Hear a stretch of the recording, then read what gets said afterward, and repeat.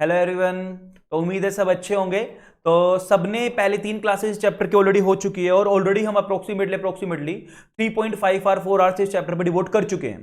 तो आशा है कि सबने वो सारे कॉन्सेप्ट विद निमोनिक्स तो मैंने नहीं बनवाए थे, ऑल्दो मतलब उनके शॉर्ट नोट सबने अपने बना लिए हैं और उसको रिटेन कर लिया है, क्योंकि काफी इंपोर्टेंट चैप्टर है। अगर मैं वेटेज की बात करूं तो अप्रोक्सीमेटली 10 to 12 मार्क्स का चैप्टर एग्जाम में देखने के लिए मिल जाएगा। अच्छे खासे हैवी टॉपिक्स भी इस चैप्टर के अंदर है। अभी पार्ट ए चल रहा है हमारा, और पार्ट ए की आज लास्ट क्लास में बोल सकता हूं, इस चैप्टर की आज 4th क्लास में बोल सकता हूं। और आज की क्लास भी हमारी उतनी ही इंपॉर्टेंट होने वाली है जितनी इंपॉर्टेंट क्लासेस हमारे इस चैप्टर की अब तक हुई है। मैं बोल दूं, अगर इस चैप्टर में कोई भी एक क्लास ऐसी जिसको मैं बोल दूं कि आप थोड़ा कम कंसिडर कर लो, तो बोलने की मूर्खता होगी। हर एक क्लास इस चैप्टर की अपने आप में मिनिमम 5 मार्क्स की वेटेज लेके चलती है। जैसे मैं इस वाले टॉपिक की बात करूं, पूरा का पूरा आज का टॉपिक जो मैं डिस्कस करने वाला हूं, स्क्रीन पे आप देख रहे होगे, एनएफआरए। अब एनएफआरए अपने आप में ही ना एक वो रेवोल्यूशनरी चेंज था जो कंपनीज अमेंडमेंट एक्ट 2016 के अंदर आपने देखने के लिए मिला था। ऑल्दो जो ये वर्ड था, ये कॉइंड, ये नहीं कि नया नया वर्ड 2016 में आपने सुना था, बट आज मैं इसके बारे में मैं बोल सकता हूं इसकी आर&डी करने वाले हैं और इसकी स्क्रूटनी करने वाले हैं। और इस कॉन्सेप्ट की मतलब एक चीज आपने सुनी होगी, वॉचडॉग। मैंने पहले लेक्चर में भी कई बार ये वर्ड यूज किया, watchdog. Like auditor are the watchdog of the company, बोल सकते हैं। तो उसी तरीके से जो ऑडिटर्स का वॉचडॉग है वो कौन है? एनएफआरए। तो क्या बोल दिया? वॉचडॉग का वॉचडॉग एनएफआरए। तो first stage is company, company का वॉचडॉग कौन है? ऑडिटर्स। ऑडिटर्स का वॉचडॉग कौन है? एनएफआरए। दूसरी बात, सर ये कब हमारा पिक्चर में आया, कब ये टर्म कॉइंड हुई? फर्स्ट टाइम अगर मैं बात करूं एनएफआरए, मेरी मतलब नॉलेज बोलती है, मेरा जो आर&डी बोलती है, एनएफआरए जो कॉन्सेप्ट है वो सत्यम केस के बाद, मतलब सत्यम केस के टाइम पे इसने कॉइन किया। और ये इंडिया में बेसिकली ये कॉन्सेप्ट 24 अक्टूबर 2018 में मैं बोल सकता हूं कि एप्लीकेबल हो गया था, एनएफआरए बन के रेडी हो गया। Companies amendment act 2000, company amendment bill 2016, जो फाइनली 2016 में जाने के बाद वो अमेंडमेंट एक्ट बना। एंड देन मैं बोल सकता हूं करते करते स्टार्टिंग वहां से इसको बिल के अंदर डाला गया और फाइनली जाके पास कब हुआ, एप्लीकेबल कब हुआ? 24 अक्टूबर 2018 वाले थे। तो चलो ठीक है, लीव्स अपार्ट, वो हमारे अभी काम की बात नहीं है। मेन चीज जो है एनएफआरए, मैंने आपको बता दिया, ऑडिटर्स। ऑडिटर्स को कंट्रोल कौन करता है? एनएफआरए। क्या सर पहली बार कोई एक ऐसी, अच्छा एनएफआरए है क्या? एनएफआरए अपने आप में ओवरसी करता है ऑडिटिंग प्रोफेशन को। एनएफआरए अपने आप में इंडिपेंडेंट रेगुलेटरी अथॉरिटी है। क्या वर्ड यूज किया मैंने? अथॉरिटी। इंडिपेंडेंट रेगुलेटरी अथॉरिटी है, या फिर मैं इसको दूसरे शब्दों में बोल दूं, is a quasi judicial body. Sir इससे पहले ना एक अथॉरिटी थी इंडिया में, कौन थी? नकास। मैंने आपको लास्ट क्लास में भी डिस्कस किया था नकास। नकास का मतलब national advisory committee on accounting standards. अब उसको किसने रिप्लेस किया? एनएफआरए। क्या जस्ट रिप्लेस किया? नहीं, उसके स्कोप को भी वाइडर किया किसने? एनएफआरए ने। अब उसके अंदर क्या था? जस्ट वो ना कंसीडर करती थी और रिकमेंड करती थी ऑडिटिंग और अकाउंटिंग स्टैंडर्ड्स को ऐसे ऐसे बना लो। बट वो पावर को मैं बोल सकता हूं काफी हद तक और बढ़ाया। जैसे कि मैंने आपको बोला क्वासी जुडिशियल बॉडी, इसका अपना खुद का एक इंडिपेंडेंट रेगुलेटर है ये। वो तो जस्ट एक रेगुलेटरी, मैं बोल सकता हूं कि उसको एक असाइन करने, एक रिकमेंड करने की पावर थी, और फाइनली उसको अप्रूव आईसीआई को करता था, आईसीआई और गवर्नमेंट को रिकमेंड करके देन अप्रूवल होता था। लेकिन एनएफआरए की नॉट ओनली रिकमेंडेशन पावर है, बल्कि स्कोप चेक करना, बल्कि ऑडिटिंग प्रोफेशन की क्वालिटी को इंप्रूव करवाना, उसकी प्रोफेशनली उसकी इंडिपेंडेंस को चेक करना, उसकी उससे रिलेटेड जो भी, अच्छा ऑडिट, इसके मैं एनएफआरए के अंदर बोल दूं, इसका इन्वेस्टिगेशन पावर भी है, डिसिप्लिनरी पावर भी है, ना कि सिर्फ रिकमेंडेटरी पावर। तो इसके अंदर बहुत सारी और पावर, और इसकी पावर्स को और ज्यादा करके मैं बोल सकता हूं कि एक रेवोल्यूशनरी चेंज लेके आए ऑडिटिंग प्रोफेशन के अंदर। क्योंकि जितने भी स्कैम्स होते हैं, एक बात मानते हैं, ऑलमोस्ट स्कैम के अंदर एक ऑडिटर इन्वॉल्व होता है।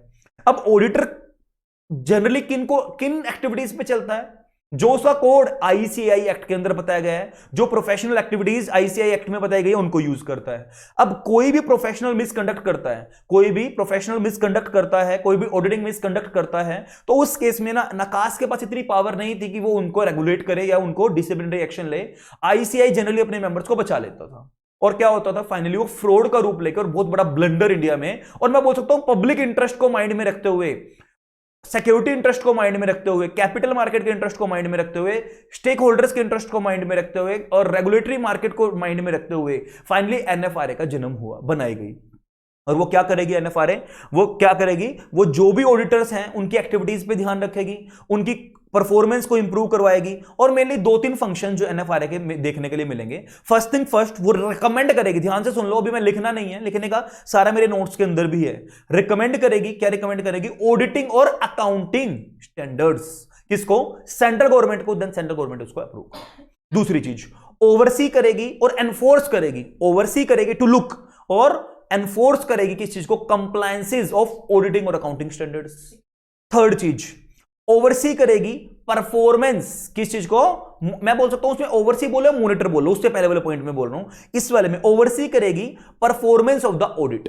ऑडिटर की प्रोफेशनल जो सर्विसेज वो दे रहा है, जो उसको देनी थी, उसकी ड्यूटी बनती थी, और क्या वो उस ड्यू डिलिजेंस के साथ दे रहा है कि नहीं दे रहा है, उन चीजों को ओवरसी करेगी, उसकी परफॉर्मेंस को।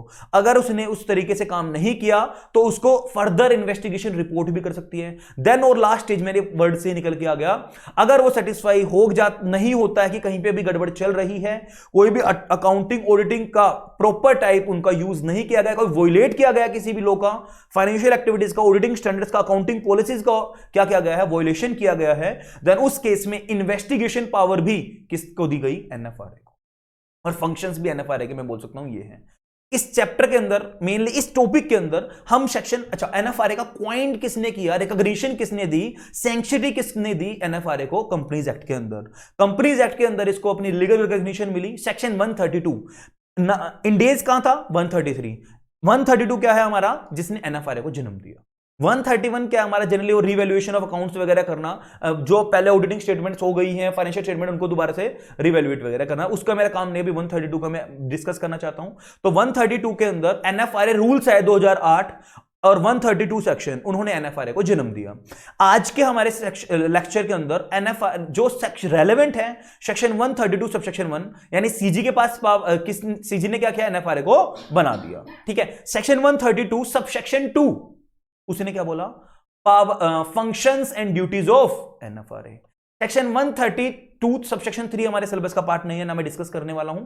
सेक्शन 132 सबसेक्शन 4 हमारे सिलेबस का पार्ट है, और वो बोलता है पावर्स ऑफ एनएफआरए, जैसे इन्वेस्टिगेटिव पावर्स। ठीक है, इन्वेस्टिगेटिव कब करना है? सुओ मोटो कर सकता है, कब करना है? सेंट्रल गवर्नमेंट की रिकमेंडेशंस पे कर सकता है, कब करना है?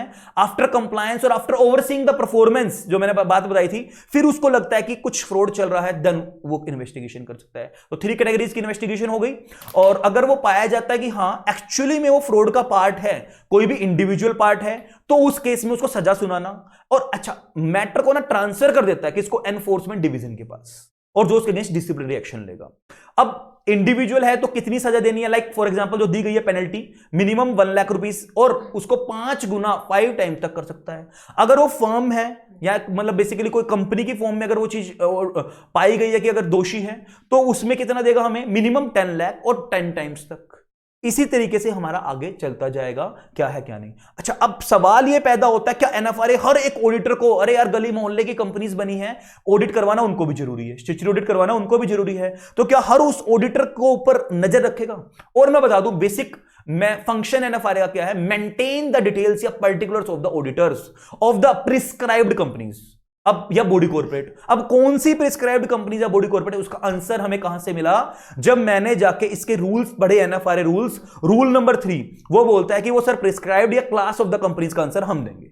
एवरी लिस्टेड कंपनीज, देन और अदर पब्लिक कंपनी जो प्रिस्क्राइब्ड है, मैं बताऊंगा, ऐसे नहीं बोल रहा हूं, अदर पब्लिक कंपनी जो हमारी प्रिस्क्राइब्ड है, या फिर मैं बोल सकता हूं जिसकी paid up capital 500 crore rupees और मोर है, जिसकी एनुअल टर्नओवर 1000 करोड़ रुपीस या उससे ज्यादा है, जिसकी एग्रीगेट आउटस्टैंडिंग लोन बोरोइंग्स किसे बैंक से, फाइनेंशियल इंस्टीट्यूशन से, loan, debentures, deposits not less then 500 crore rupees है, 500 करोड़ या उससे ज्यादा। क्या क्या बोल दिया मैंने? ऐसी अनलिस्टेड पब्लिक कंपनी जिसकी paid up share capital 500 crore या उससे ज्यादा है, एनुअल टर्नओवर 1000 करोड़ या उससे ज्यादा है, outstanding loan, borrowings, deposits, debentures कितने हैं? 500 करोड़ या उससे ज्यादा हैं। तो ऐसी कंपनीज को ऊपर लगेगा, ना कि सिर्फ ऐसी कंपनीज, उसके साथ साथ कोई भी इंश्योरेंस कंपनी, कोई भी इलेक्ट्रिसिटी कंपनी, या मैं बोल सकता हूं सेक्शन 1 के अंदर जो एक अदर कंपनी जिसका अलग से सेक्टरल रेगुलेटर है, इंश्योरेंस कंपनी का IRDA है, बैंकिंग कंपनी, इंश्योरेंस कंपनी, और मैं बोल सकता हूं टेलीकम्युनिकेशन कंपनी, जो भी कंपनी का स्पेशल रेगुलेटर है, उन सब पे NFRA लगेगा। उन सबके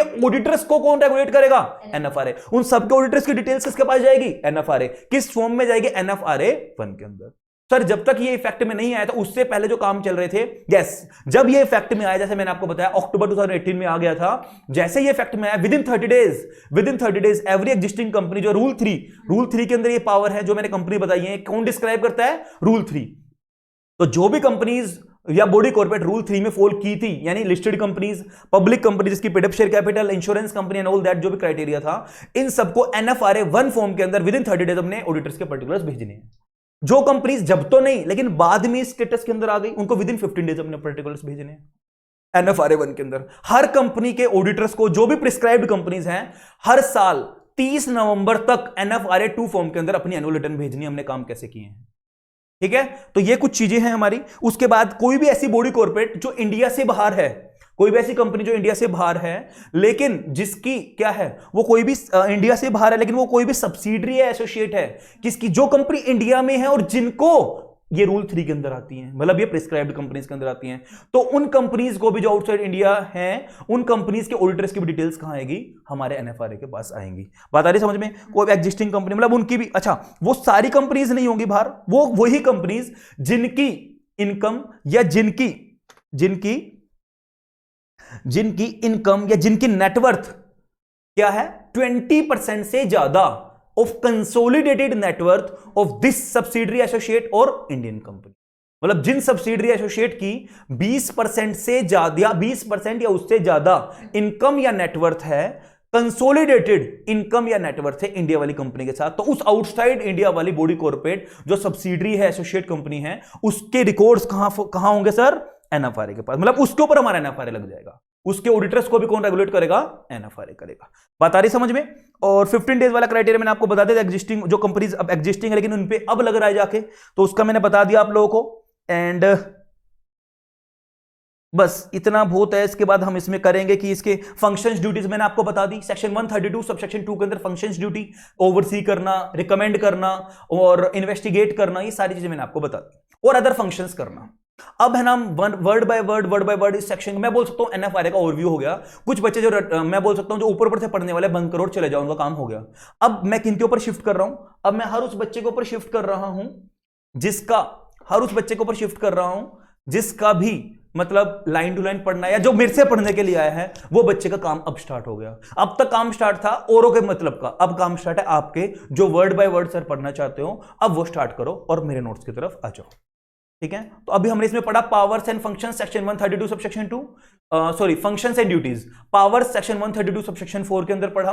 कुछ रूल्स जो NFRA रूल्स 2018 थे, अब हमारे सिलेबस में रूल 3 बताता है कि कौन कौन सी क्लास ऑफ कंपनीज के ऊपर लगेगा। रूल 4 हमारे सिलेबस का पार्ट है, बेसिकली नहीं, रूल 3 ये बताता है, एंड रूल 4 हमारे सिलेबस का पार्ट है नहीं, रूल 5 रूल 6 हमारे सिलेबस का पार्ट है नहीं, रूल 7 आप आगे फंक्शंस को और आगे डिस्क्राइब करेगा, रूल 8 फंक्शंस को और आगे डिस्क्राइब करेगा, रूल 9 फंक्शंस को आगे डिस्क्राइब करेगा, रूल 10 पावर ऑफ इन्वेस्टिगेशन को आगे फर्दर प्रिस्क्राइब करेगा। डन? चलो जी हम बढ़ते हैं। आपको इतना समझ में आ गया NFRA और नकास के बीच में क्या डिफरेंस है? NFRA is an independent regulator established under section 132 to oversee the auditing profession. बस एक बात याद रख लो, NFRA क्या है? वॉच डॉग है। वॉच डॉग है किसका? ऑडिटर्स का। और ऑडिटर्स क्या है? वॉच डॉग है किसके? कंपनीज के। इट इज सिमिलर, माना गया कि NFRA अपना में सिमिलर है public company accountant oversight body. जैसे USA के अंदर एक बॉडी बनाई गई है public company accounting oversight body, written कर लो, public company accounting oversight body, Sarbanes Oxley act 2002। जैसे कि इंडिया में SEBI एक्ट है ना, सिक्योरिटीज एक्ट है, इसी तरीके से वहां ये एक्ट है, और बहुत बहुत बड़ा एक्ट है, 900 से भी ज्यादा सेक्शन है इस एक्ट के अंदर, ठीक है? हाँ, तो section 210 of companies act 1956 empowered central government to form a NACAS. Section 210 के अंदर नकास बनाई थी फॉर मेकिंग रिकमेंडेशंस। किस चीज के लिए बनाई गई थी सर? रिकमेंडेशन दे दो बस ऑन अकाउंटिंग पॉलिसीज और accounting standards to the government, बस रिकमेंडेशन दे दो। फिर after introduction of complete 2013 NACAS was replaced by the NFRA, but एकदम से नहीं बना था। उस टाइम तक भी हम नकास के बनाए रूल्स के ऊपर काम करते थे। ये ना कुछ बच्चों की बुक में नहीं होगा, मैंने कल ही लेक्चर लेने से पहले डाला है। Although this is not the part of your syllabus, but मुझे अच्छा लगा कि थोड़ा सा आपको बैकग्राउंड पता होना चाहिए, तो मैंने उठा के डाल दिया, but not for your exam, just for your knowledge. Further, the Standing Committee on the Finance, in its 37th report on the Companies Amendment Bill 2016, recommended for the expansion of the role of NFRA. उसके role को और बढ़ा दिया। Considering the above, through Section 132 of the Act, a new regulatory authority NFRA introduced with an enhanced independent power, और ज्यादा power बढ़ा के दे दी, to shift from the existing self-regulatory mechanism, existing self regulate करता था और उसके बाद रिकमेंड करता था mechanism to an independent regulatory model. ठीक है ना, अपने आप में एक रेगुलेटरी बॉडी है, इन्वेस्टिगेशन भी वही करेगी अगर कोई भी उसके पास केस आया है, और उसको क्या करेगी, सजा भी वही सुनाएगी। NFRA is constituted as quasi judicial body. Underline जिन बच्चों के पास लेटेस्ट बुक आएगी, और या जो बच्चे बाद में इस लेक्चर को देख रहे होंगे जिनके पास लेटेस्ट बुक आ जाएगी जून अटेम्प्ट के बाद, तो उनकी मैं बात कर रहा हूं, quasi judicial body with larger remit than NACAS, मतलब लार्जर देन नकास से ज्यादा पावर है, which only advise on accounting policy and standard, वो बस जस्ट एडवाइस कर ना। ठीक है, आगे बढ़ू पक्का। और किसी बच्चे को कोई भी डाउट हो तो प्लीज मेरे से क्वेश्चन पूछा करो। इवनिंग में 7 to 9 के बीच में मैसेज ड्रॉप या कॉल कर सकते हो आप लोग, तो उससे मुझे ये रहेगा कि आप लोग भी अपडेटेड हो। सिर्फ जून अटेम्प्ट वाले बच्चे एक्टिव मत रहो, दिसंबर अटेम्प्ट वाले बच्चे भी अपने आप को एक्टिव रखो, क्योंकि अगर आप लोगों को रैंक के लिए फाइट करनी है तो अभी से ही मेहनत करनी स्टार्ट करनी पड़ेगी। अब नीड क्यों राइज हुई एनएफआरए लेके आने की, मैंने आपको बताया in the wake of accounting scams, जैसे जैसे अकाउंटिंग स्कैम्स बढ़ रहे हैं उस चीज को माइंड में रखते हुए, टू एस्टेब्लिश इंडिपेंडेंट रेगुलेटर बनाना, इंडिपेंडेंट रेगुलेटर बनाना, independent from those it regulates, जो उसको रेगुलेट करता है, एक तरह से रेगुलेटर्स जैसे अब तक थे उनसे हटके एक अलग से इंडिपेंडेंट बनाना, एक इंडिपेंडेंट रेगुलेटर बता चुका हूं मैं आपको। आगे for enforcement of the auditing standard, सही बात है बता चुका हूं। To strengthen the independence of the audit firms, quality of audit leave, मतलब कुछ नहीं है, इसको अगर आप छोड़ना भी चाहो तो छोड़ दो, क्योंकि आगे सारा कुछ कवर हो जाएगा, और वो मैंने आपको सारा बताया भी हुआ है। देखो इधर से, अब मैंने आपको ना कुछ है ना हेडिंग नंबर चेंज कर लो आप अपनी बुक में। अब तक है ना इसका आपकी बुक में कोई हेडिंग नहीं होगी इसकी, आई गेस मैंने इसको ना हेडिंग ए दे दी, मैंने इसको heading A they the.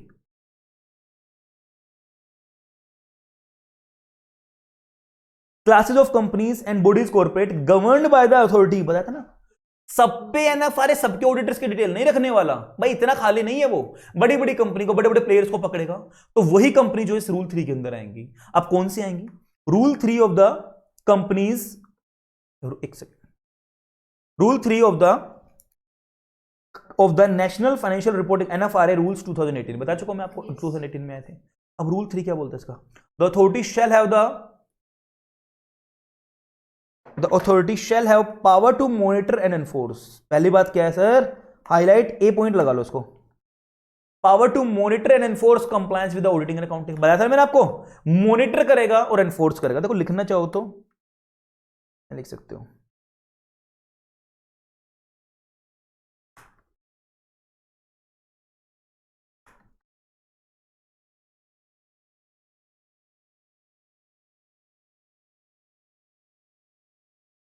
To monitor and enforce compliance with auditing and accounting standards। और बताओ और क्या बोला था मैंने आपको, to oversee the quality of service under section. ध्यान से, quality of service under section, कौन सी सर्विसेज, देखो functions and services duties under section 132 subsection 2। मैंने आपको बताया था ना 132 सबसेक्शन 2 के अंदर फंक्शंस एंड ड्यूटीज, तो जो भी सर्विसेज की उनकी ड्यूटीज, एक तरह से मैं बोल सकता हूं ड्यूटीज, इसको यार ब्रैकेट में करना चाहो, ड्यूटीज एंड फंक्शंस, तो जो उनकी ड्यूटीज फंक्शंस बनते थे उनके अंदर कितनी क्वालिटी उनको चेक करेगा, ओवरसी करेगा। तीसरा, टू अंडरटेक इन्वेस्टिगेशन, खुद ही कर लेगा, टू अंडरटेक बोल दो। इन्वेस्टिगेशन किसका, जो बताई गई है अंडर सेक्शन, मैंने आपको पहले ही बता दिया था 132 सबसेक्शन 4। अब वो इन्वेस्टिगेशन मैंने आपको बताया था 3 तरीके से होगा, एक तरह से 2 ही मान लो फिलहाल के लिए आप। सुओ मोटो भी कर सकता है और सेंट्रल गवर्नमेंट की रेफरेंस आई है तो भी कर सकता है, रेफरेंस ऑफ सेंट्रल गवर्नमेंट, ठीक है ना। तो लेकिन और such other functions as may prescribed, और such other functions as may be prescribe, ठीक। अब बोल रहा है कि सर सारी कंपनीज नहीं, कौन सी कंपनीज पे लगेंगे सारे, फॉलोइंग बॉडी कॉर्पोरेट या कंपनी, फॉलोइंग कंपनी मान लीजिए या बॉडी कॉर्पोरेट्स को, कौन सी, ध्यान से इधर, listed company, every listed company, unlisted, public company, सारी नहीं, ध्यान से, banking, insurance, telecommunication, power etcetera, जो कहां बताई गई हैं सेक्शन 1 सबसेक्शन 4 के अंदर ऑफ कंपनीज एक्ट। लेकिन क्या सारी पब्लिक कंपनी,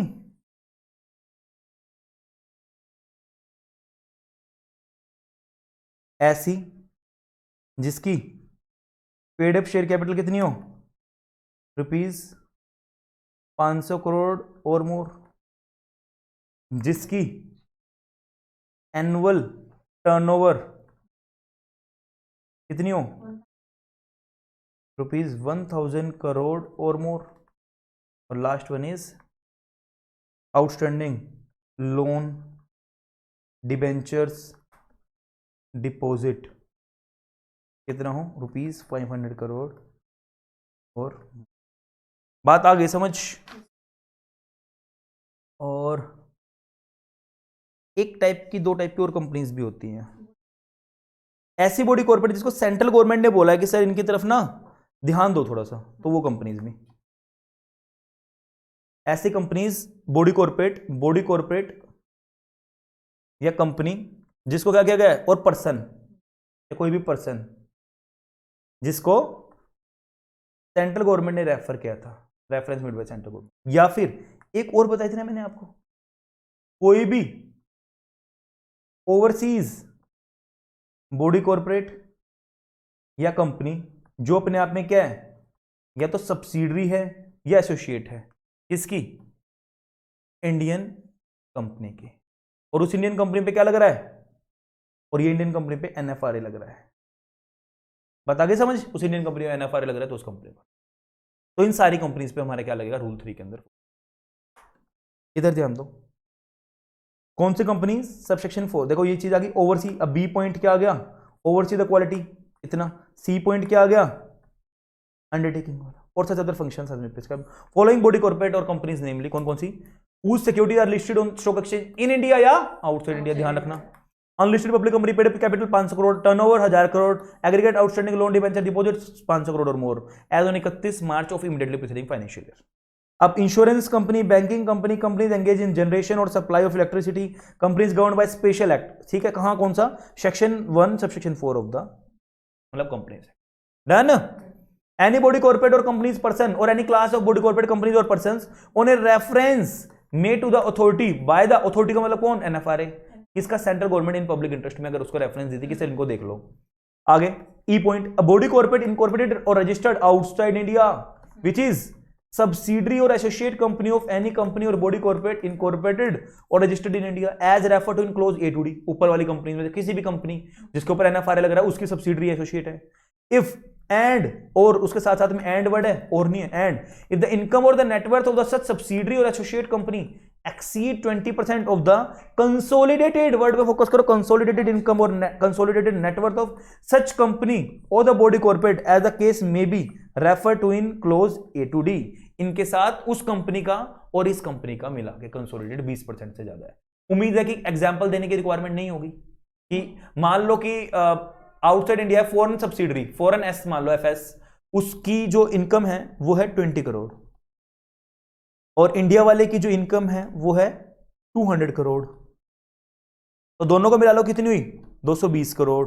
तो 20 डिवाइडेड बाय 220 कितना हुआ, इंटू 100, एक जीरो से एक जीरो गई, 200 डिवाइड बाय 22, ये तो हमारा किससे भी कम आ गया, 10 से भी कम।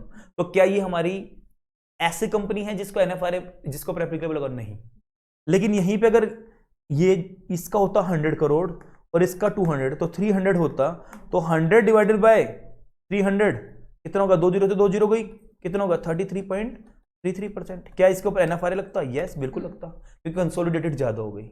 डन ना, कोई मुश्किल नहीं है, इजी सा है। अब बात कर रहे हैं कि कंप्लायंसेस, अब हमने बोला था एनएफआरए का ना मेन एक काम होगा डिटेल्स, सबकी डिटेल्स ऑडिटर्स की, जो कंपनीज ये रूल 3 में है ना, इन सबकी ऑडिटर्स की डिटेल्स को मेंटेन करना। अब देखो कैसे करेगा, from every existing body corporate, जो भी एग्जिस्टिंग थी जब एनएफआरए आया, लेकिन कौन सी, other than a company governed by this rules, इस रूल में नहीं है ना, उनको भी क्या रिक्वायरमेंट थी, ये दिखाने के लिए कि जरा हम आपके ऊपर नहीं लग रहे हैं, हमारे ऊपर आप नहीं लग रहे हो, उनको भी shall inform the authority within 30 days of the commencement of this rule, inform NFRA 1 the particulars of the auditor as on the date of the commencement of this rule. बताना कि सर हम आपके दायरे में नहीं आ रहे हैं। अब every body corporate other than a company as defined in, मतलब कंपनी को छोड़ दो, हर बॉडी कॉर्पोरेट यानी एक्सेप्ट कंपनी, क्या हो रहा है,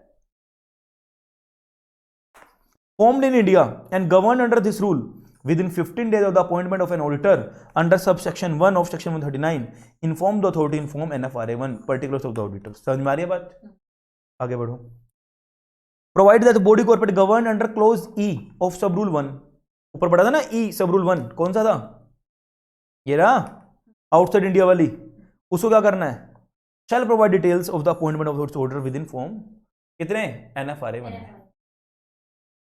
कंपनी और body corporate other than a company govern under this rule, उसको छोड़ के, shall continue to be governed by the authority for a period of 3 years। ये बड़ा अच्छा पॉइंट है, एक बार लग गया, एक बार एनएफआरए के दायरे में आ गए, और उसके बाद अगर आपकी वो अनलिस्टेड पब्लिक कंपनी और 500 करोड़ से कम अगर उसकी पेड अप शेयर कैपिटल हो गई, टर्नओवर 1000 करोड़ से कम हो गई, लोन बोरिंग्स 500 करोड़ से कम हो गई, फिर भी अगले 3 साल तक आपको फॉलो करना पड़ेगा।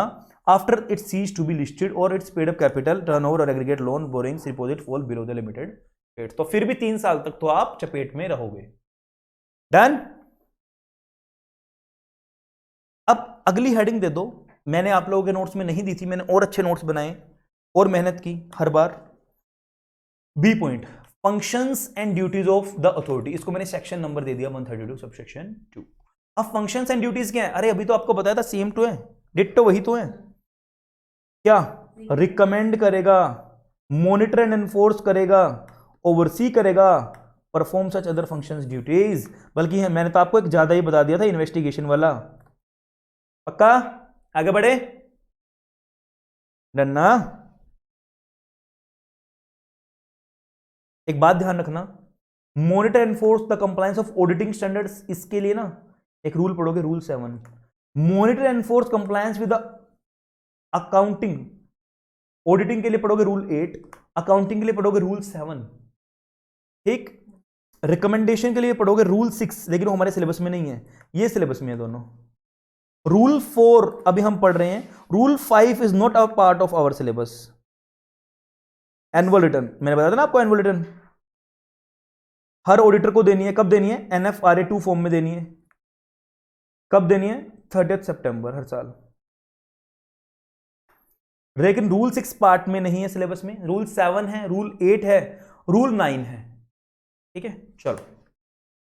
चलो जी, अब further rule 4 of the NFRA rules provides that, क्या प्रोवाइड करता है, कुछ नहीं, मतलब ऐसा कुछ नहीं है इसके अंदर, सिंपल है। अथॉरिटी शैल क्या करेगी, प्रोटेक्ट द पब्लिक इंटरेस्ट, किसका इंटरेस्ट प्रोटेक्ट करेगी, पब्लिक इंटरेस्ट प्रोटेक्ट करने के लिए बनी। अब ऑब्वियसली यार, क्योंकि ऑडिटर्स की जो स्टेटमेंट देते हैं, फाइनेंशियल्स देते हैं, उसके ऊपर दुनिया रिलाई करके पैसे लगा देती है। Plus and the interest of investors, बात आ गई ना, इंटरेस्ट ऑफ इन्वेस्टर्स, क्रेडिटर्स जो लोन देंगे उनका, और other associated with the companies और बॉडी कॉर्पोरेट, उन सब के हित को ध्यान में रखते हुए उनको प्रोटेक्ट करेगी अंडर रूल 3। वो सारी कंपनी जो रूल 3 में बनाई गई हैं, बाय एस्टेब्लिशिंग, क्या करेगी, हाई क्वालिटी स्टैंडर्ड्स बनाएगी। क्या यहां लिख लो साइड में, याद रहेगा फ्यूचर में, हाई क्वालिटी स्टैंडर्ड्स को बनाएगी। ऑडिटिंग अकाउंटिंग स्टैंडर्ड्स को कौन करेगी, बनाएगी कौन? एनएफआरए, उन सबके इंटरेस्ट को ध्यान में रखते हुए अकाउंटिंग ऑडिटेड। एंड और क्या करेगी, ना कि सिर्फ बनाएगी, एक्सरसाइजिंग इफेक्टिव ओवरसाइट। दूसरा क्या करेगी, एक तो स्टैंडर्ड्स बना दे, रिकमेंड करना था ना स्टैंडर्ड्स, प्लस एक्सरसाइज करेगी effective oversight of the accounting and functions performed by the companies और body corporate and auditing functions performed by the auditor. हमने बोला था ना ओवरसी द क्वालिटी, भाई ऑडिटर ने ढंग से किया कि नहीं किया, और कंपनीज ने और बॉडी कॉर्पोरेट ने अपने फंक्शंस अच्छे से परफॉर्म किए कि नहीं किए, हाई क्वालिटी स्टैंडर्ड बनाएगी और अच्छे तरीके से इफेक्टिवली ओवरसाइट करेगी। तो दोनों बातें समझ में आ गई ना रूल 4 के अंदर। लेकिन रूल 4 का ही सब रूल 2 बोलता है और क्या क्या काम करेगी, वही चीज जो ऊपर बोली गई थी उसमें 3 या 4 पॉइंट को और बढ़ा दिया। क्या बोल दिया मैंने, एक तो इसमें बढ़ा दिया प्रमोट करेगी अवेयरनेस, किस चीज का अवेयरनेस, कि सर में कंप्लायंस करने अकाउंटिंग और ऑडिटिंग स्टैंडर्ड्स के, क्या बोल दिया मैंने, अवेयरनेस को प्रमोट करेगी।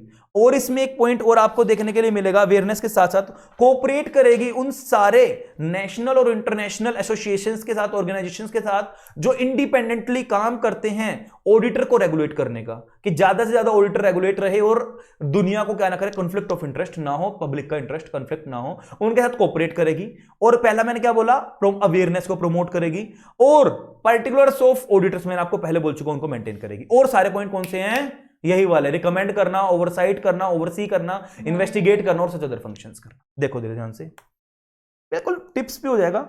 मेंटेन डिटेल्स, बात आ गई, maintain details particulars of the auditors, जो भी अपॉइंट किए गए उन कंपनीज में, बॉडी कॉर्पोरेट में जो रूल 3 प्रिस्क्राइब है, सारी नहीं, उनके वाले।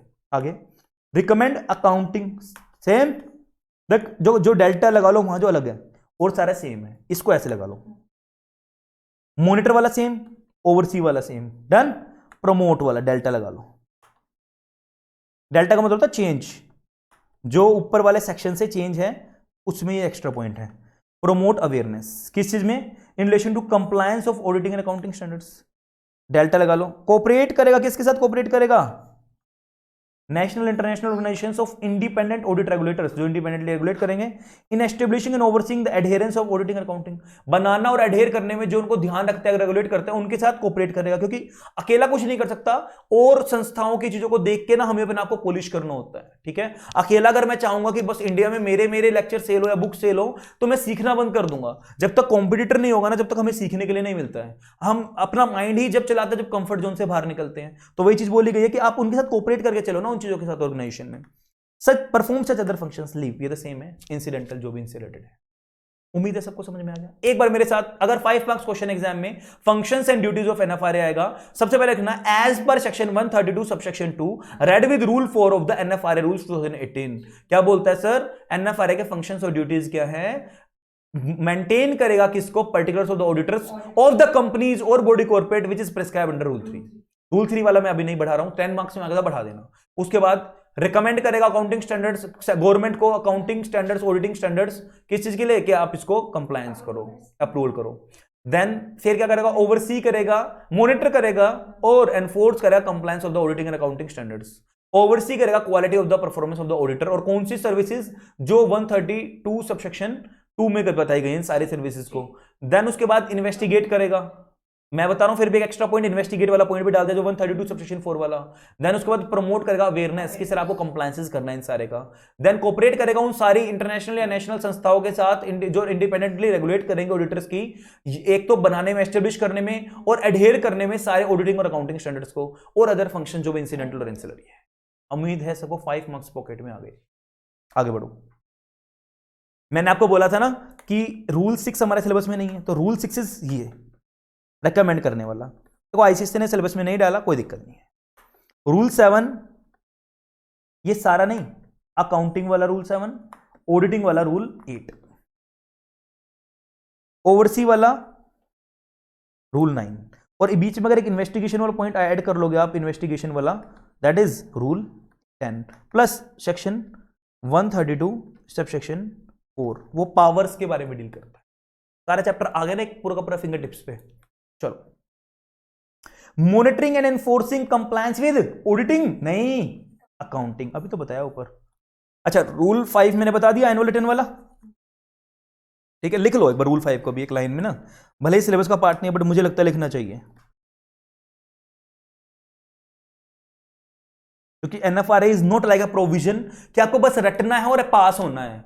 क्या पता एग्जाम में, क्या पता प्रैक्टिकल लाइफ में कहां आ जाए और आपके साइड वाले पर्सन को उसके बारे में पता ही ना हो कि है क्या वो चीज। और अब तक मुझे उम्मीद है कि आप लोगों को भी नहीं पता होगा, पहली बार आप लोगों को पता लग रहा है इस चीज के बारे में। Annual return, every auditor referred to in rule 3, जो भी रूल 3 में बोला गया उन कंपनीज के, shall file a return with the authority on or before 30th November every year। Every की स्पेलिंग एवरी ईयर। कब? इन्फॉर्म, मतलब किसमें? Inform NFRA 2। कब? 30 सितंबर, नवंबर।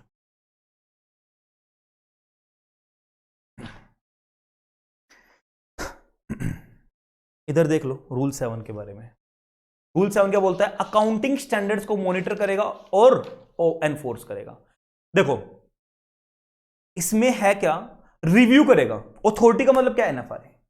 NFRA पहले वाले पॉइंट के साइड में लिख लो जी, हाँ, रिव्यू करेगा। रिव्यूइंग पावर है इसके पास। रिव्यू करेगा किसको? फाइनेंशियल। ध्यान से सुन लो, किस चीज को रिव्यू करेगा? NFRA यानी अथॉरिटी रिव्यू करेगी जो भी फाइनेंशियल स्टेटमेंट्स उन कंपनीज के जो रूल 3 में बताए गए हैं, जो भी ऑडिट रिपोर्ट उन कंपनीज की जो रूल 3 में बताए गए हैं, financial statement, P&L, balance sheet, जो भी चीज थी, प्लस जो भी ऑडिट रिपोर्ट ऑडिटर ने दी थी उन फाइनेंशियल्स पे जो पब्लिक के सामने रखनी थी। देखो बोला गया ना, may review the financial statement of such companies और body corporate as the case may be and if so required direct. अच्छा देखो, उनको रिव्यू करेगा और ऑडिट रिपोर्ट को रिव्यू करेगा। ध्यान से सुन लो। प्लस अगर ऑडिटर को यानी NFRA को लगेगा, इफ सो रिक्वायर्ड, अगर उसको लगेगा कि मुझे और फर्दर इंफॉर्मेशन लेनी है और एक्सप्लेनेशन लेनी है, और जो भी उन्होंने फाइनेंशियल स्टेटमेंट फाइल की थी ना, AOC 4 फाइल किया था, MGT 7 फाइल किया था, ऑडिटर से रिपोर्ट फाइल की थी, मैं सेटिस्फाई नहीं हुआ, मुझे और फर्दर इंफॉर्मेशन लेनी है, तो उस केस में वो रिटर्न नोटिस देगा। ओरली नहीं देगा, रिटर्न नोटिस भेजेगा। किसके पास भेजेगा? कंपनी, बॉडी कॉर्पोरेट या ऑडिटर को भी बोल सकता है कि आप मुझे फर्दर इंफॉर्मेशन दो। देखो सच डायरेक्टली ऑडिटर या फिर किसको? ऑडिटर को, by written notice to provide further information और एक्सप्लेनेशन और any relevant document relating to the such company body corporate with in such reasonable time as may be specified in the. अब वो क्या करेंगे जी? देख कहानी बनेगी। अब जो उनसे मांगा गया वो दे देंगे, या फिर हम संतुष्ट नहीं हुए इससे, या फिर NFRA को लगता है कि नहीं, मुझे ना अब सिर्फ एक्सप्लेनेशन या इंफॉर्मेशन या कोई डॉक्यूमेंट नहीं चाहिए, मैं चाहता हूं या तो ऑडिटर खुद या फिर उस कंपनी के ऑफिसर यहां आए और मुझे पर्सनल अपीयरेंस दे और मेरे क्वेश्चंस का आंसर आके पर्सनल अपीयरेंस में दे। अब वो डॉक्यूमेंट नहीं खेल रहे, खुद आओ भाई उठ के। अथॉरिटी मतलब NFRA may require the personal presence of the officers of the, देखो वर्ड किसका? Officer of the company body corporate and it's auditors for seeking additional information या एक्सप्लेनेशन। भाई काम मेल से नहीं चलेगा, काम नोटिस से या लेटर से नहीं चलेगा, अब काम चलेगा आओ सीधे फेस टू फेस बात करते हैं बैठ के। अब करते हैं पैसे की सेटलमेंट बैठ के, ठीक है? अब यहां से पैसा खाओ। द अथॉरिटी शैल पब्लिश, क्या करेगी? अब जो भी कमियां पाई गई है ना उनकी फाइनेंशियल स्टेटमेंट्स में, उनकी रिपोर्ट में या उनके आंसर्स में, उसको अपनी वेबसाइट पे its findings relating to non compliance on its, relating to non compliance comma लगा लो, ऑन इट्स वेबसाइट। तो जो भी नॉन कंप्लायंस की पाए गए हैं उसको अपनी वेबसाइट पे डाल देगा। लेकिन कुछ ऐसे नॉन कंप्लायंस जो क्या हो सकते हैं, एक वर्ड यूज करूंगा, प्रोप्राइटरी या कॉन्फिडेंशियल नेचर की होंगी। मैं अपने पास से बोल रहा हूं भी, क्योंकि अगले वाले में आएगा तो उससे ही मैं इसको थोड़ा सा बना रहा हूं। कुछ ऐसी चीजें जो पब्लिक इंटरेस्ट में नहीं है जिसको डिस्क्लोज करना, उसको वेबसाइट पे नहीं डालेगा, उसको ना जनरली पर्सनली सेंट्रल गवर्नमेंट को नोटिस में डाल देता है चीज। अगले वाले में जब आप पढ़ोगे ना रूल 8 में, जब आपको समझ में आएगी वो बात, देखो बोला गया ना, and in such other manner as it things fit unless the reason to do not to do so in the public interest. अगर उसको लगता है पब्लिक इंटरेस्ट में चीज गलत है तो राइटिंग में नोटिस में दे देगा। इसको central government. Where the authority finds और एज रीजन टू बिलीव, अब अथॉरिटी को मिलता है या उसको रीजन है बिलीव करने का, क्या अकाउंटिंग स्टैंडर्ड्स हैज और may not have been violated, may have been violated, अगर उसको या तो रीजन है या उसको पाया जाता है उसकी फाइंडिंग्स में, मतलब इन्वेस्टिगेशन के टाइम पे, फाइंडिंग्स कैसे होगी इन्वेस्टिगेशन के टाइम पे, या उसको रीजनेबल पता है भाई मेरे पास आंसर है इस बात का, रीजन है कि क्यों मैं इस बात तक पहुंचा हूं, उसको पाया जाता है कि सर वायलेट किया, it may decide further course of investigation, investigation या एनफोर्समेंट एक्शन उसके अगेंस्ट ले सकता है थ्रू इट्स कंसर्न्ड डिवीजन, यानी उसके अंदर डिवीजन है ना, मैं बताया था आपको डिसिप्लिनरी एक्शन लेने का, क्वासी जुडिशियल बॉडी थी तो अपने कंसर्न डिवीजन को बोल सकता जाओ जी इन्वेस्टिगेशन करके आओ, वहां से फाइंडिंग्स लेके आओ, देन उसके ऊपर इन्वेस्टिगेशन एक्शन हम लेंगे, देन उसके ऊपर हम एनफोर्समेंट एक्शन हम लेंगे, अपने डिवीजन को बोल देगा। समझ में आ गया सबको पक्का? तो एक बार तो हमने रिव्यू कर ली, स्टार्टिंग किससे हुआ था रूल 7 का, रिव्यू करेंगे फाइनेंशियल स्टेटमेंट्स को, ऑडिट रिपोर्ट को, अकाउंट्स को, एंड देन हम सेटिस्फाई नहीं होते, हमें लगता है कि हमें क्या चाहिए, कोई भी फर्दर इंफॉर्मेशन, एक्सप्लेनेशन, रिमार्क चाहिए, तो हम क्या करेंगे उसके कंपनी को बोल देंगे रिटर्न नोटिस करके कि भाई हमें इसका आंसर दो, और उसके बेसिस पे डिसीजन लेंगे। अगर हमें लगता है पर्सनल प्रेजेंस होनी चाहिए तो वो करेंगे। देन उसके बाद हम क्या करेंगे, जो भी फाइंडिंग्स मेरे पास आई है उसको पब्लिश कर देंगे, अगर नॉन कंप्लायंस लगेगा, कुछ ऐसा जो नहीं करना चाहिए, प्रोप्राइटरी कॉन्फिडेंशियल इंफॉर्मेशन है तो नहीं करेंगे, रिटर्न में दे देंगे अलग से। प्लस में अगर हमें लगता है कि कोई भी एएस का अकाउंटिंग स्टैंडर्ड्स का वोलेशन हुआ है, वोलेट किया गया अकाउंटिंग स्टैंडर्ड्स को, तो हम उस केस में क्या करेंगे, उसके अगेंस्ट या तो डायरेक्ट इन्वेस्टिगेशन कर लेंगे, या फिर या तो डायरेक्ट एनफोर्समेंट एक्शन ले लेंगे, या फिर इन्वेस्टिगेशन करके एनफोर्समेंट एक्शन ले लेंगे, और उसके लिए जो रेलेवेंट डिवीजन है उसमें ट्रांसफर कर देंगे। मैंने पहले बताया इसके पास ना कि सिर्फ रिकमेंड करने की, इसके पास मल्टीपल पावर्स है। डन। अब अगला क्या हमारा, वही सेम यहां क्या, ऑडिटिंग स्टैंडर्ड्स। आ गई बात समझ में? वहां क्या था, अकाउंटिंग स्टैंडर्ड्स का मॉनिटर और एनफोर्समेंट कंप्लायंस करना, यहां ऑडिटिंग स्टैंडर्ड सेम है, भाई भाई है, बट थोड़ा सा ध्यान से, यहां रिव्यू करेंगे किसका, स्टैंडर्ड्स, ऑडिटिंग स्टैंडर्ड्स का नहीं, वर्किंग पेपर्स का। किसका रिव्यू करेंगे, अच्छा वर्किंग पेपर। जब आप मेरे साथ ड्यू डिलिजेंस पढ़ोगे तो वहां आप चीज देखोगे, जो ऑडिटर्स क्या करता है, अपना ऑडिट प्लान बनाता है ना, ऑडिटर्स क्या करता है, ऑडिट डॉक्यूमेंटेशन बनाता है कि कैसे कैसे करना है, किस किस को करना है, उन सारे डॉक्यूमेंट्स को वर्किंग पेपर्स बोलते हैं, उनका रिव्यू करेंगे कि आपने एक्चुअली में ऑडिट हवाई में कर दिया क्या।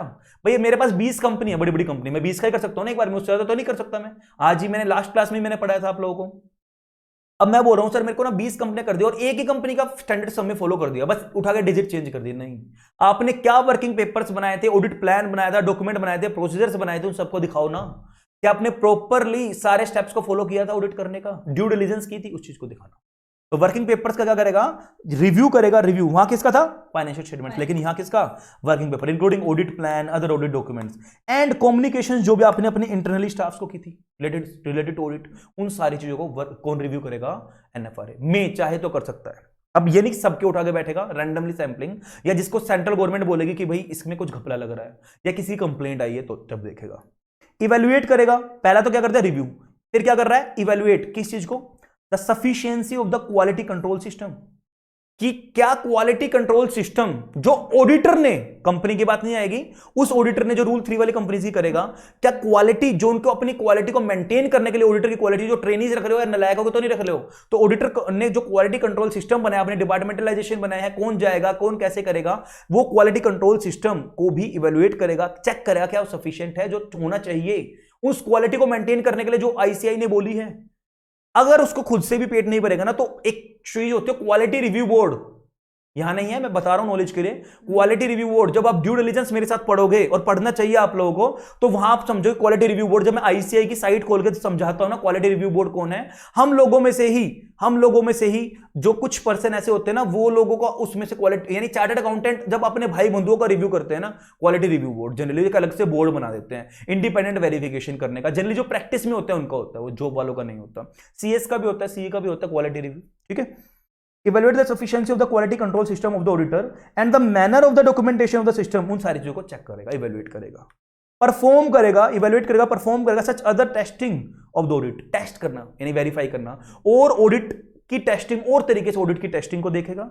सुपरवाइजरी कौन कौन थे, किसका कौन सुपरवाइजरी था, क्या था, क्वालिटी कंट्रोल प्रोसीजर्स वहां था, सिस्टम या क्या प्रोसीजर्स क्या किए गए थे of the auditor as may be considered necessary और एप्रोप्रिएट। ऑडिटर्स की बात कर रहे हैं यहां, ऑडिटिंग में रिव्यू करेगा ऑडिटर्स का वर्किंग पेपर, इवैल्यूएट करेगा किसको, क्वालिटी कंट्रोल सिस्टम क्या सफिशिएंट है कि नहीं है, quality control process, supervisory test करेगा, और फर्दर ऑडिट को कौन, एनएफआरए।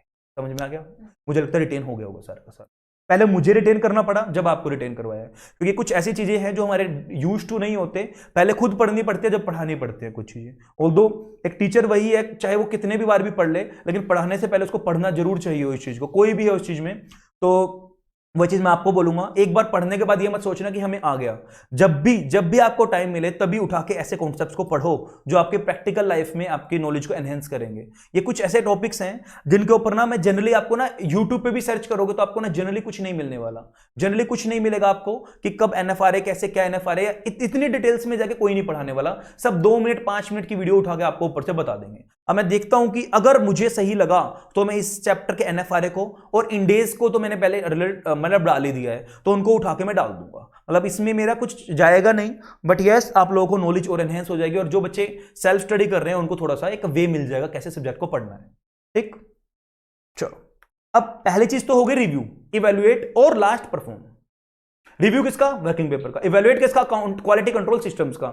और परफॉर्म किसका? टेस्ट परफॉर्म करेंगे ऑडिट का, सुपरवाइजरी का और क्वालिटी कंट्रोल प्रोसेस का।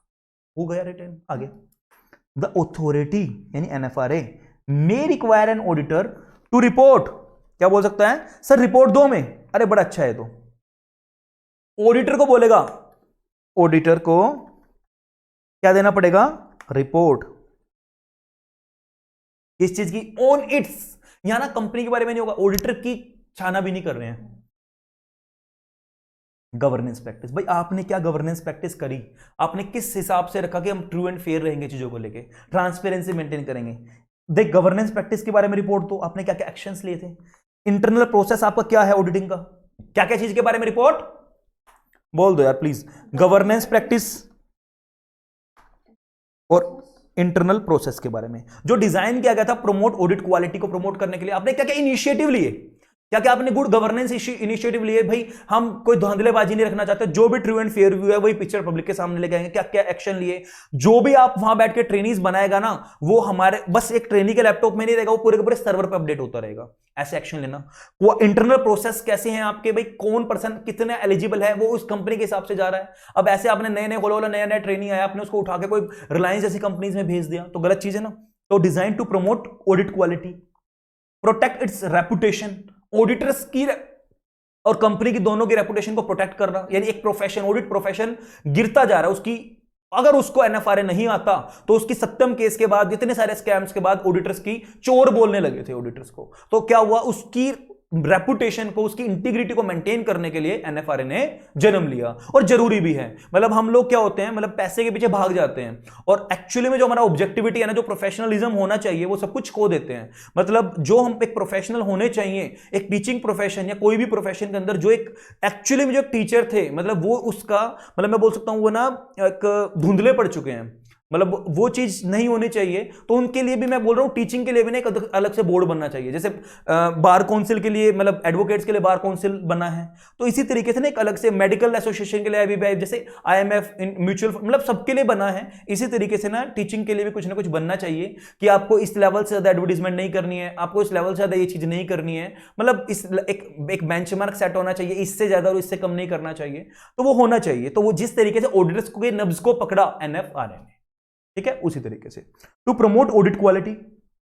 भाई आपने क्या क्या इनिशिएटिव लिए हैं, क्या क्या गवर्नेंस एक्शन लिए अपने ऑडिट क्वालिटी को प्रमोट करने के लिए, अपनी रेपुटेशन को मेंटेन करने के लिए, प्रोटेक्ट करने के लिए, रिस्क को कम करने के लिए, including risk of failure of auditor.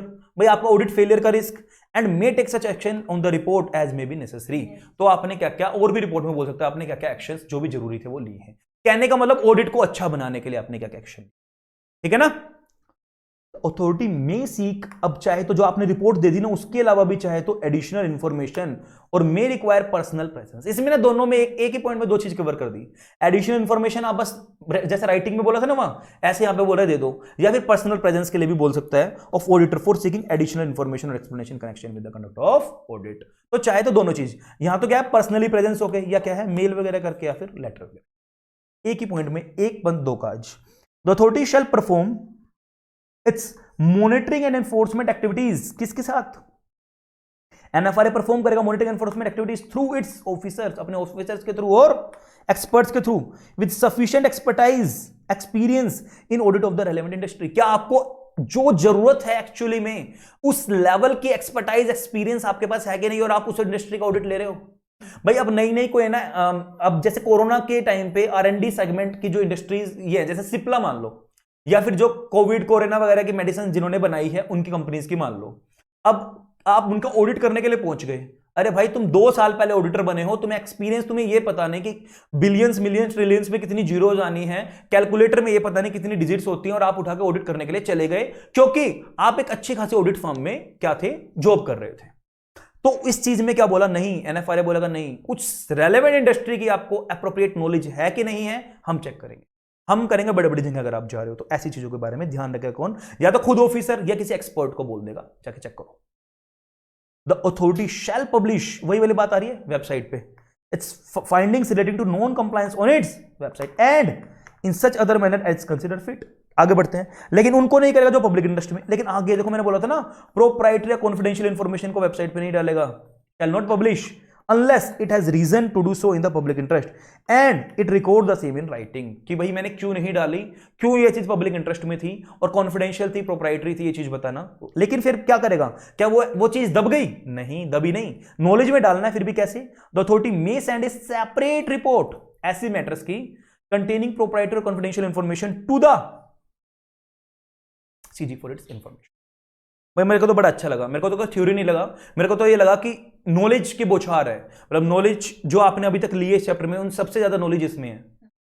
Where the authority finds or has reason to believe that any law or professional or other standards or may have been violated, वही चीज सेम है, violate किया है, it may decide further course of investigation enforcement action to its concerned। Same चीज है last. चलो rule 7 rule 8 हमारा complete हुआ। ऑन फिंगर टिप्स, अब overseeing the quality of the service and suggestive measures for improvement, वही वाले बात आ गई, सर्विसेज की ओवरसी और सजेस्टिव मेजर्स भी बताना, भाई आप क्या ले लो। अब on the basis of its review, जो भी उसने रिव्यू लिया, इट्स रिव्यू मतलब NFRA ने जो भी रिव्यू किया, the authority may direct an auditor to take measures for improvement, भाई इंप्रूवमेंट करो, उसको डायरेक्ट कर सकता है, ऑडिट क्वालिटी को इंप्रूव करने के लिए बता सकता है, including changes in their audit process, audit quality को कैसे इंप्रूव करने के लिए बोल सकता है, भाई आप अपने ऑडिट प्रोसेस के तरीके को चेंज करो, क्वालिटी कंट्रोल्स को बढ़ाओ या इंप्रूव करो, ऑडिट रिपोर्ट्स को अच्छा बनाओ या और ऑडिट रिपोर्ट के अंदर पार्ट एलिमेंट डालो। क्या क्या बोल दिया, changes, audit improvement in audit quality कैसे होगा, changes in their audit process के अंदर चेंज करो, क्वालिटी के अंदर चेंज करो, ऑडिट रिपोर्ट के अंदर चेंज करो, और specify detailed plan with time limit, भाई आपको इतने दिन में ये काम करना चाहिए, कुछ और डिटेल्ड प्लान आपको दे सकता है। क्या क्या बोल दिया, हो सकता है रिव्यू के बाद NFRA को लगता है कि यस कुछ कमियां हैं आपकी जो होनी चाहिए क्वालिटी ऑफ सर्विसेज, तो आपको क्वालिटी ऑफ सर्विसेज को इंप्रूव करने के लिए सजेशन दे सकते हैं, like change in the audit process, change in the audit quality, उसको बढ़ाओ, क्वालिटी को, कंट्रोल्स को बढ़ाओ, रिपोर्ट के अंदर ये चीज करो, इतने टाइम पर ये चीज करो, एक ऑडिट प्लान बना के आपको अलग से दे सकता है। समझ में आ रहा है, क्या पता एग्जाम में उठा के यही 5 मार्क्स में पूछ लें।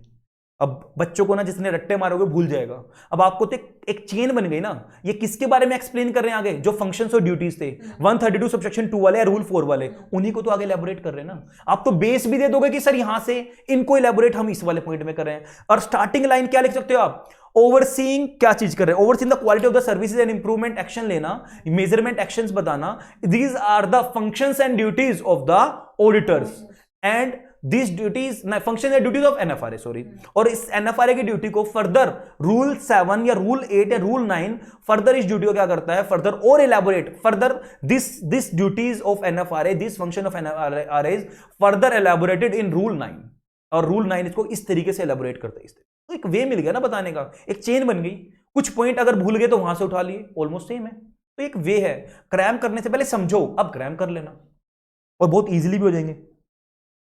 It shall be the duty किसकी, of the auditor, to make the required improvement, sir जो भी जरूरत है उसकी वो चेंजेस करे, इंप्रूवमेंट करे, एंड सेंड अ रिपोर्ट। देखो जो भी इंप्रूवमेंट आपको करने के लिए बोला गया था ना, पहले पॉइंट में बोला ना, इंप्रूवमेंट ऑफ ऑडिटर क्वालिटी बोला है 3-4, उस रिक्वायर्ड इंप्रूवमेंट्स को करेगा और सेंड करेगा वो रिपोर्ट इंप्रूवमेंट करने के बाद to the authority NFRA, explaining how it has complied with the directions made by the authority. जो भाई आपने जो पहले पॉइंट में बोला था ना, हमने वो सारे के सारे कंप्लायंस कर लिए हैं, वो इंप्रूवमेंट कर लिए हैं, और रिपोर्ट भेज देगा कि सर हमने इस तरीके से यहाँ वो चेंजेस कर लिए हैं। ठीक है, अब क्या होगा, the auditor authority shell monitor the improvement, अब जो इंप्रूवमेंट की रिपोर्ट आपने दी है उसको मॉनिटर करेगा। भाई एक्चुअली में आपने बना के तो दे दिया, आप फॉलो भी कर रहे हो कि नहीं कर रहे हो, made by auditor, and take such actions as a deems fit depending on the progress made by the auditor. भाई कितनी प्रोग्रेस आपने किया उस हिसाब से फिर आपको एक्शन बता रही, समझ में चेन बन गई ना एक नेटवर्किंग से। The authority may refer cases, चाहे तो देखो वो वाला पॉइंट आ गया जो मैंने आपको बताया था, किसको, with regard to overseeing the quality of services, ऊपर बोला मॉनिटर ओवरसी करने की सर्विसेज को ऑडिटर ऑफ कंपनीज और body corporate referred in rule 3 to the QRB quality review boards constituted under the chartered accountant act बताया था। और या तो क्या कर सकता है, रेफर कर देगा उन केसेस को उसको, या फिर कॉल फॉर एनी रिपोर्ट, बोल सकता है भी सर आप कोई रिपोर्ट बना के दो, रेफर नहीं कर रहा हूं, करूंगा मैं ही हैंडल, बट आप रिपोर्ट या इंफॉर्मेशन दो मुझे in respect of such auditor या कंपनीज या body corporate from such board का मतलब quality review board as a deemed. दोनों चीजों में समझ गए। एक में तो आपको मैटर रेफर कर दिया, आप भाई करके मुझे बता दो कि क्या है क्या नहीं इंप्रूव करना है। दूसरे वाले में मैं करूंगा लेकिन रिपोर्ट आप बना के मुझे दे दो। समझ में आ गया। May take the assistance of expert, help ले सकता है ओवरसाइट या मॉनिटर करने का। एक तो क्वालिटी रिव्यू बोर्ड अलग से ही कर दो, एक अपने ऑफिसर्स के थ्रू करवा दो, तीसरा एक्सपर्ट के कुछ जगह सलाह ले लेगा, हेल्प ले लेगा, असिस्टेंस ले लेगा। डन। अब मैंने इसको पॉइंट एफ बना दिया, ध्यान से सुन लो, इधर ध्यान दो। पावर ऑफ एनएफआरए के अंदर मैंने सेक्शन नंबर भी डाल दिया, सेक्शन 132 सबसेक्शन 4। मैंने बताया था ना पावर्स ऑफ एनएफआरए। जनरली यहां पावर क्या बोली गई है, इन्वेस्टिगेशन पावर है और डिसिप्लिनरी पावर है। क्या बोलते हैं मैंने, पावर्स दो तरीके की बताई गई हैं यहां, इन्वेस्टिगेशन पावर, डिसिप्लिनरी पावर, और पावर इसके पास सेम है जो ट्रायल करते टाइम पे सिविल सूट के कोर्ट के पास है। जो भी कोर्ट के पास पावर होती है ट्रायल करते टाइम पे सिविल सूट का, वो same power. Summoning and enforcing the attendance of witness, commission issue करना, उसके बाद इशूइंग करना, डिस्कवरी और प्रोडक्शन करना, इशूइंग कमीशन करना, इंस्पेक्शन ऑफ बुक्स रजिस्टर, वो सारी पावर्स हैं। तो 3 तरीके की power, investigation power, disciplinary action वाली पावर और सिविल कोर्ट वाली सारी पावर। बोला था ना क्वासी जुडिशियल बॉडी है। देखो अपार्ट फ्रॉम मेकिंग रिकमेंडेशन, उसके साथ साथ वो तो है ही है, to the central government on the formulation and laying down the accounting and auditing policies and standards,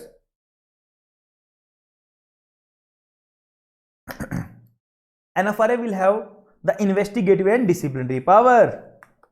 बोला था ना।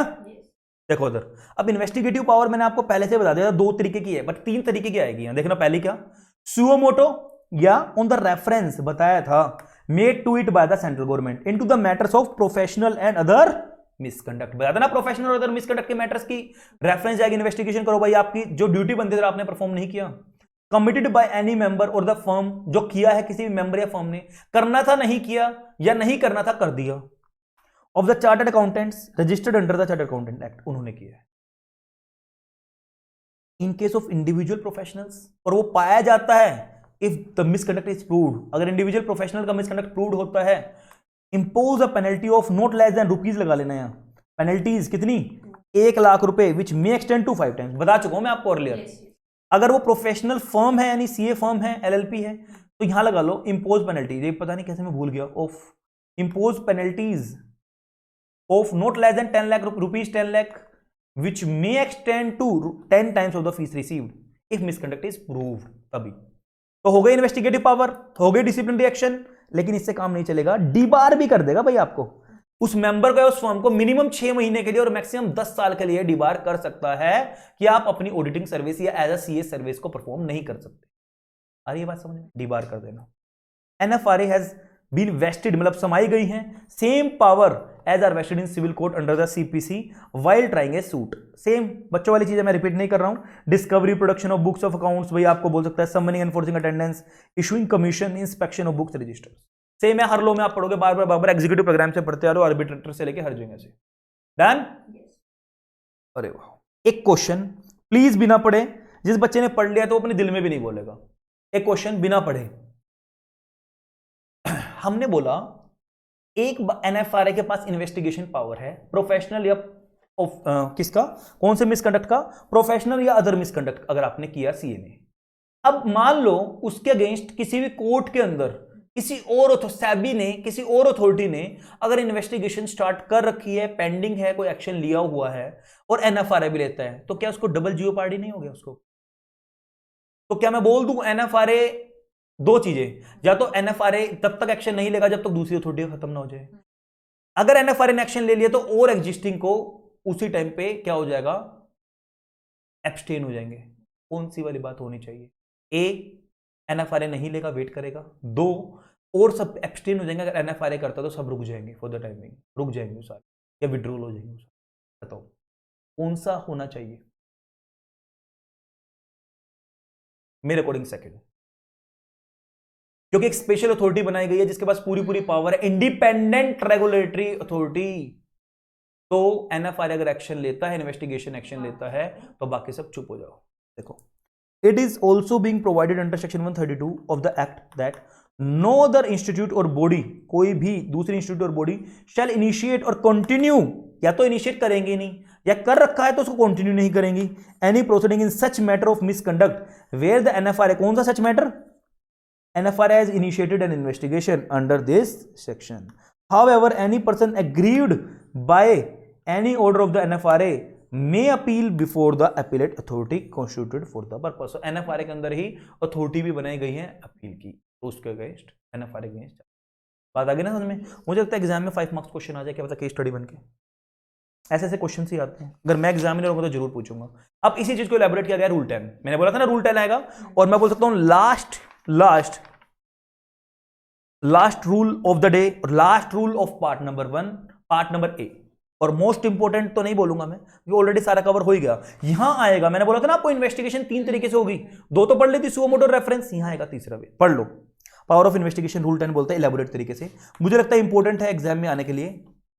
Where the authority has received any reference from the central government, पढ़ा था, for investigation into any matters of professional और other misconduct, same है। तो दूसरा, decided, where the authority has decided to undertake, उन्होंने खुद से डिसाइड किया अंडरटेक करना investigation into any matter on the basis of किस, इट्स कंप्लायंस और ओवरसाइट एक्टिविटीज, जो उन्होंने बोला था ना ओवरसाइट और कंप्लायंस एक्टिविटीज करेंगे, यानी रूल 6, रूल 7, रूल 8, उनके बेस पे उसको लगता है सर अब इन्वेस्टिगेशन करना चाहिए। Third, decided to undertake suo motu, ऐसे रैंडम सैंपलिंग से उठा लो, investigation into any matters of professional और other misconduct after recording reason into writing for this purpose, क्यों भाई उनको ऐसा करा उन्होंने, क्यों ऐसा लगा, ठीक है। तो वो तो क्या है, on the basis of its compliance और ओवरसाइट एक्टिविटीज के बेस पे। तीसरा क्या है, सुओ मोटो, समझ में आ गया? सेक्शन बोलता था 2, रूल ने एक और बढ़ा दिया, इट शैल फॉरवर्ड, बताया था ना अगर इन्वेस्टिगेशन करता तो फॉरवर्ड कर देगा the matter to its division dealing with enforcement for carrying out investigation and other action, जो इन्वेस्टिगेशन डिवीजन के पास भेज देगा।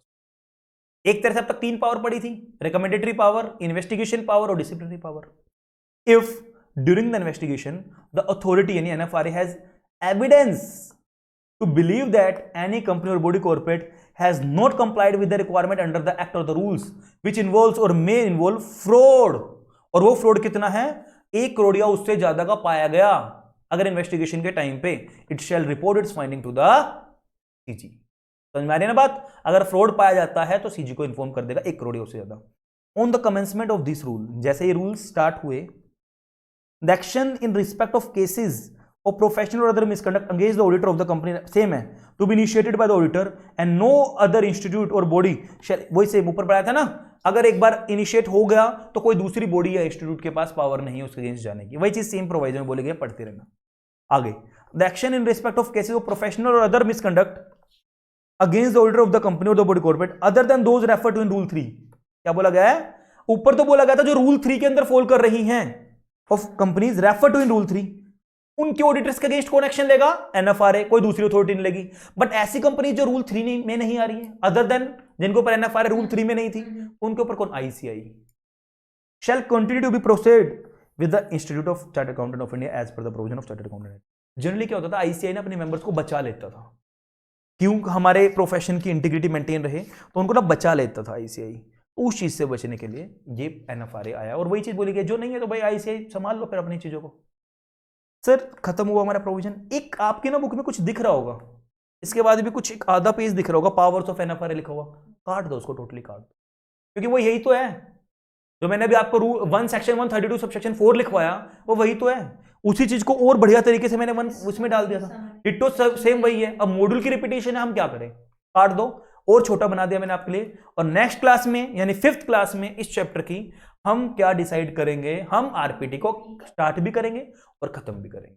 देन एक क्लास और लगेगी विसल ब्लोअर, स्टार्ट भी करेंगे और खत्म भी करेंगे। उम्मीद है सबने एंजॉय किया होगा। जैसे कि मैंने स्टार्टिंग में ही अपने आप से कमिटमेंट करके बैठा था कि 1 घंटे 5 मिनट, 1 घंटे 8 मिनट, 1 घंटे 9 मिनट तक में खत्म करना है मुझे वाला प्रोविजन, और मैंने किया। क्यों किया? क्योंकि मैंने इसमें ना ज्यादा लिखा नहीं, मैंने इसमें ज्यादा बोला, इसमें ज्यादा पढ़ाया, तो इसमें आपको ऑलरेडी लिखने की जरूरत नहीं है, टेक्निकल है, आपके माइंड में सेट हो गया होगा।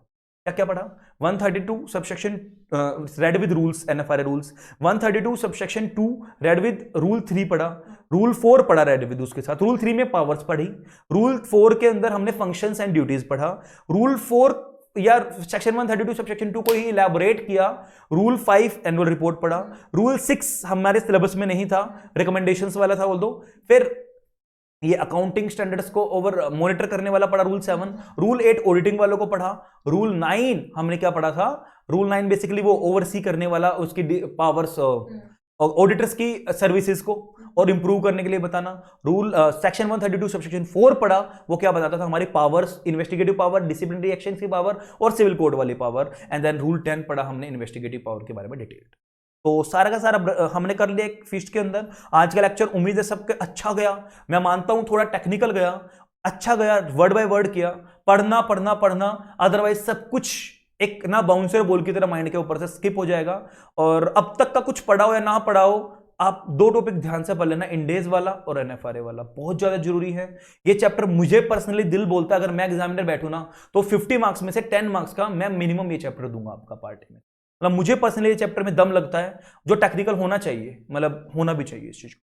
चलो, और कोई भी डाउट हो तो मुझे मैसेज करना।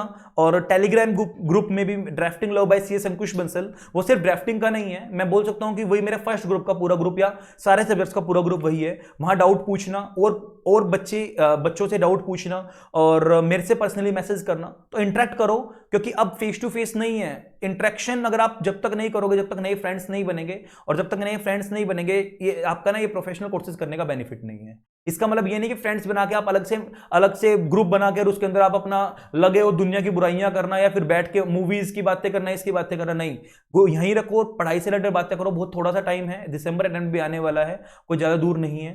तो चलो मिलते हैं नेक्स्ट क्लास में फ्रेश टॉपिक के साथ, रिलेटेड पार्टी ट्रांजैक्शन, फ्रेश जोश के साथ, और प्रिपेयर करते रहो। टेस्ट में कभी भी मैं रैंडमली टेस्ट उठा के आप लोगों को दे दूंगा, और अपनी तरफ से भी बोल दो जिन बच्चों ने सारे चैप्टर्स प्रिपेयर कर लिए कि सर हम टेस्ट के लिए रेडी हैं। चलो बाय बाय, टेक केयर।